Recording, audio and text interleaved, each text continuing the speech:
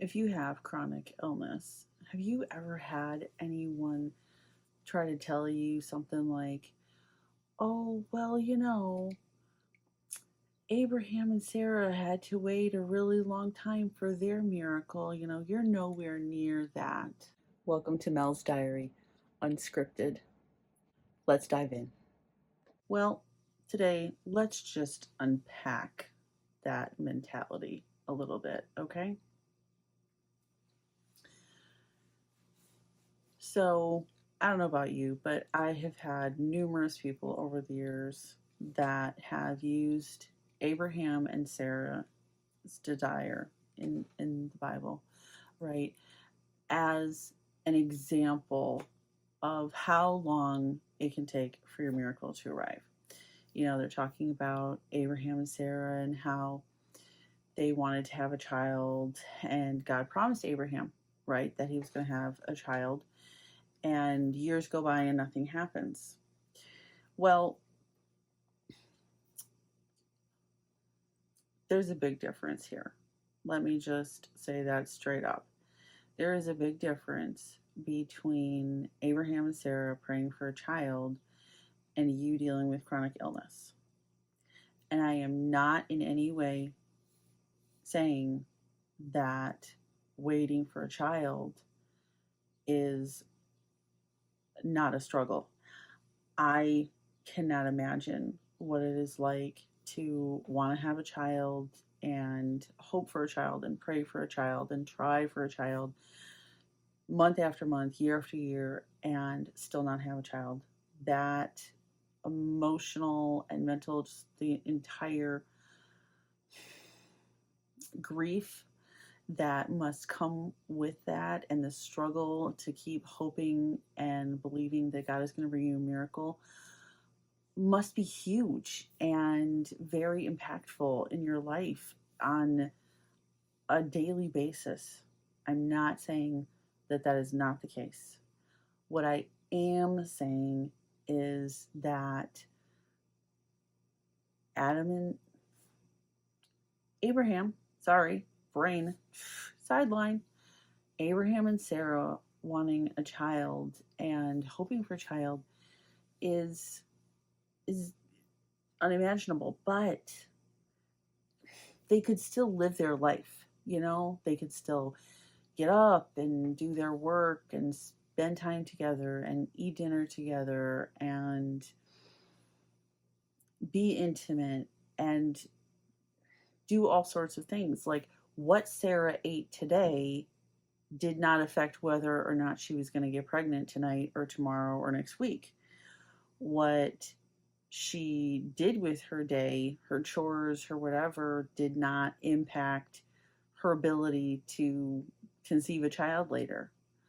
But when you're living with chronic illness, sometimes it can feel like everything that you do, every minute of your day, is full of calculations and decisions. If I eat this now, am I going to regret this later or tomorrow or possibly next week? If I overdo it today, am I going to be able to get up and be a functional person tomorrow? Every single moment of the day feels like this gamble of decisions, and how are they going to piss off my body?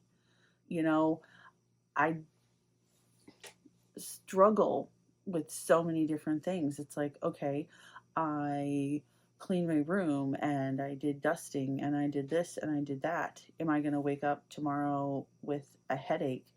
Like, everything I do has some kind of cost, some kind of outcome. I was just talking earlier about how there are times with chronic illness where you're like, I can't do that, because if I write a check for that, my body won't pay the bill. Like, it's just not going to work out. And so it affects like every moment of every day. So to say that someone else really wanted a child is just not a comparison. And here's the thing, okay? So when you break it down, it is not God telling you, oh, you have to wait 70 or 80 years for a healing. It is people making that comparison, and it's not a fair comparison. God is not telling us with chronic illness, well, you can't give up now, or you can't whine and complain now because it's only been 5 years or 10 years or 20 years. You got another 50 years before you can start complaining. No, that's not what God is saying. God says that He loves us. And sometimes, if necessary, we will undergo afflictions. Sometimes He says that His grace is sufficient for us and that His power is perfected in our weakness. God tells us that He is preparing a place for us.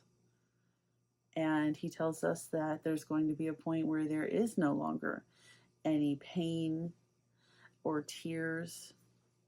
And He tells us that He is our healer, but He doesn't tell us when. And I just want you to know that if you have heard these types of comparisons before, don't hold God accountable for the comparisons of other people. God is not saying that you can't complain. He is not telling you that you have an expected time frame of 70 years to wait for healing. That is not what He is saying. He is just wanting us to keep trusting Him in the process, even when the days are long and hard and excruciating, and days where we might struggle wondering if God hates us, because it just seems like there are so many things piling on top of us. And there are days where it's just like, Lord, I know that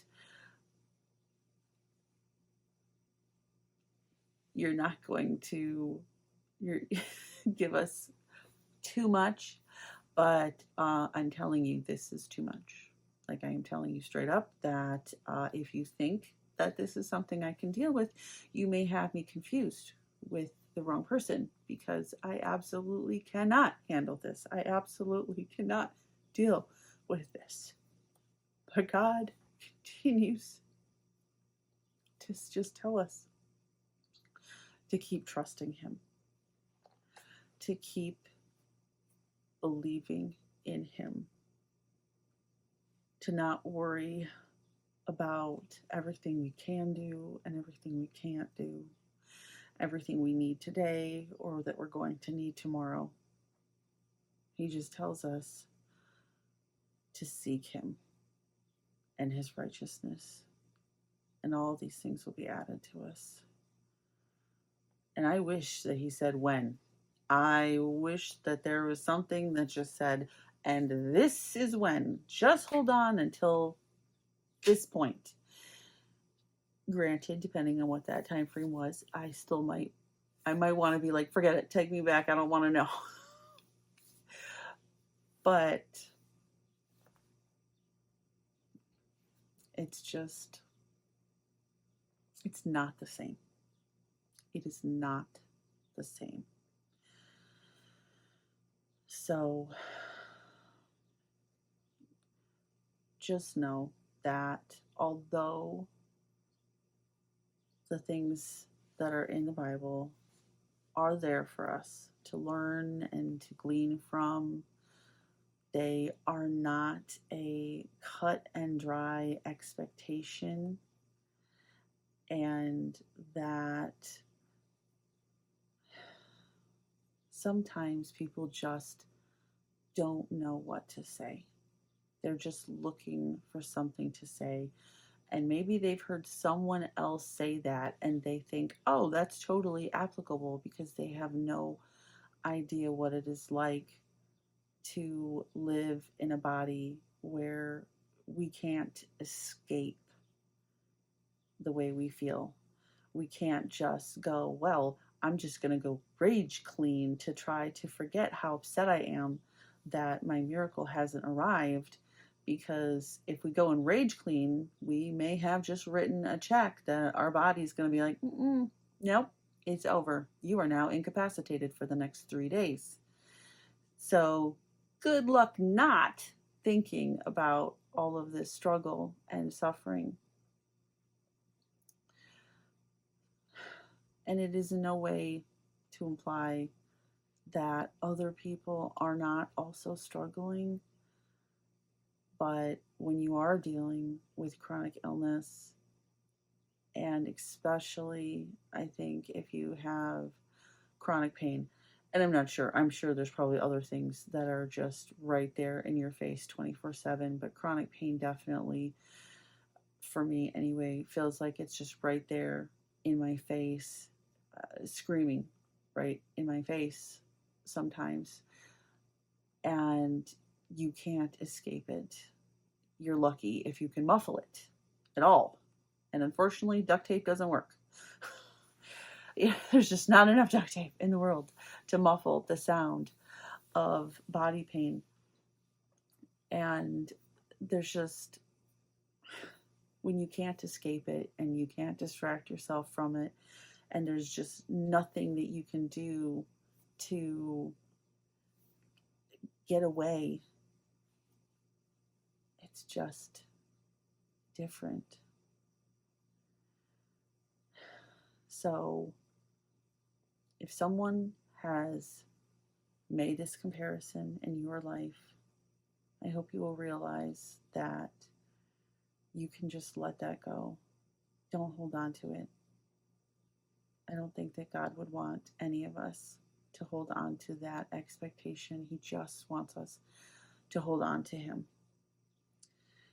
And if you have ever felt like saying that or making that comparison to someone else, or have made that comparison to someone else, I hope that this video will help you to understand that that is not in any way helpful.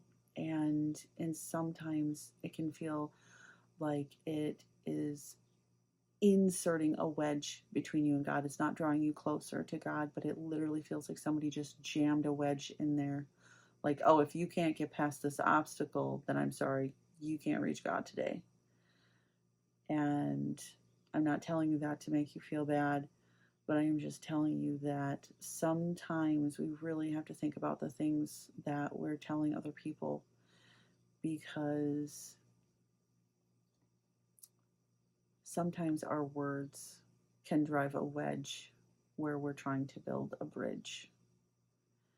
And we just have to try to be aware as much as we can that that can be an issue, and consider what this other person may be dealing with. And I know sometimes that's not easy, because if you don't have a basis for comparison, it's really hard. But we can only do what we can do.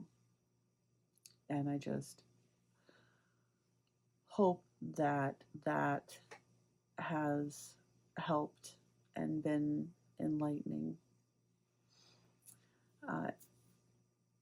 If you have any questions, anything maybe I did not cover, or if there's an aspect of that that you would like me to talk about in more detail, or perhaps break down in simpler terms, because I feel like I tried to cram maybe too much into this video, please shoot me a comment below, and I will see what I can do. Till next time, take care.